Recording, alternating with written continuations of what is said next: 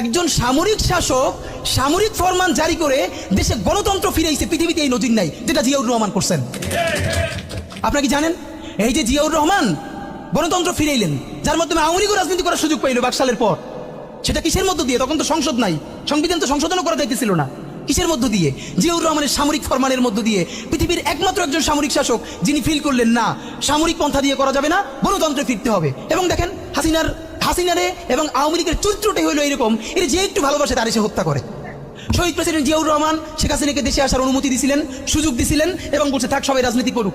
আসার 1 মাসের মধ্যে জিয়াউর রহমান শহীদ হয়ে গেছে, 13 দিনের মধ্যে। এবার দেখেন এই যে আমরা এখন যারা সবাই করতেছি, সুতরাং এটা একটা বিষ। এই বিষের সাথে আমরা কিভাবে লড়াই করব?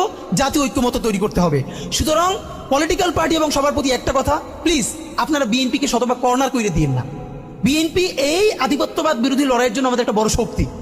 এই শক্তিকে এত বেশি কর্নার করা যাবে না যাতে তারা গিয়ে আওয়ামী লীগের হাত ধরে ফেলে।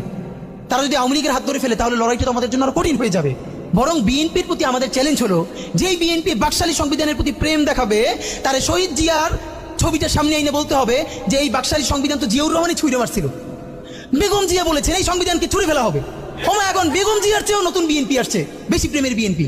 যেই শহীদ প্রেসিডেন্ট জিয়াউর রহমান ইসলামোফোবিক জায়গা থেকে বাংলাদেশের মুসলমান, বাঙালি মুসলমান সব আইডিয়াকে ধারণ করে বাংলাদেশের জাতীয়তাবাদ তৈরি করলেন, এখন একটা নতুন বিএনপি গজাচ্ছে, কেউ চেষ্টা করতেছে পুরো বিএনপিটাকে একটা ইসলামোফোবিক বিএনপি করা। এ কি ভাই? ইসলামোফোবিক বিএনপি সে কোথায় যাবে? সে কি দিল্লি যাইতে চায়?